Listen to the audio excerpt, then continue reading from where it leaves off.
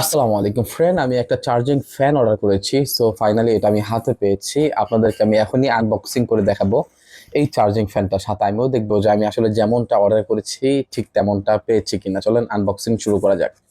আরেকটা কথা, এই ফ্যানের সম্পর্কে আমি এবার নিজে কিছু বলবো না। আমি আমার অ্যাসিস্ট্যান্ট এআই, আর্টিফিশিয়াল ইন্টেলিজেন্সের কাছ থেকে শুনবো এই ফ্যানের বিস্তারিত। সো আমার সাথে সাথে আপনারাও শুনুন।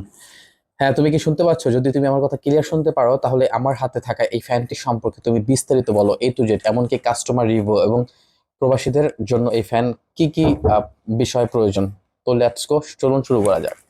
আসসালামু আলাইকুম মালয়েশিয়া প্রবাসী ভাই ও বোনেরা, কেমন আছেন আপনারা সবাই? মালয়েশিয়ার এই গরমে হয়তো অনেকেই ফ্যান ছাড়া এক মুহূর্তও চলতে পারেন না, কিন্তু আজকের ভিডিওতে আমি আপনাদের জন্য এমন একটি গ্যাজেট নিয়ে এসেছি যা শুধুমাত্র আপনাদের দৈনন্দিন আরামই দেবে না, বরং দেশে ফেরার সময়ও এটি হয়ে উঠবে আপনার জন্য একটি দারুণ সঙ্গী। পরিচয় করিয়ে দিচ্ছি ড্রিমার 10-ইঞ্চ পোর্টেবল ফ্যান। পণ্যের বৈশিষ্ট্য দেখুন, এই ফ্যানটি দেখতে কতটা আকর্ষণীয় এবং কম্প্যাক্ট। এটি একটি সার্কুলেশন ফ্যান যা রুমের বাতাসকে খুব ভালোভাবে প্রবাহিত করে, গরম থেকে দেবে দারুণ স্বস্তি।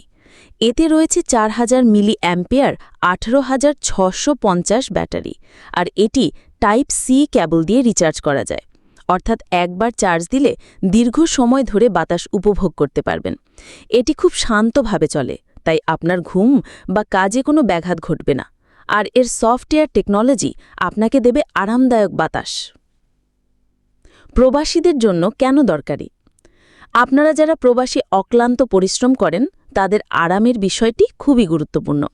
মালয়েশিয়ার গরম হোক বা আপনাদের কাজের পরিবেশ, এই পোর্টেবল ফ্যানটি সবখানে আপনার সঙ্গে হতে পারে।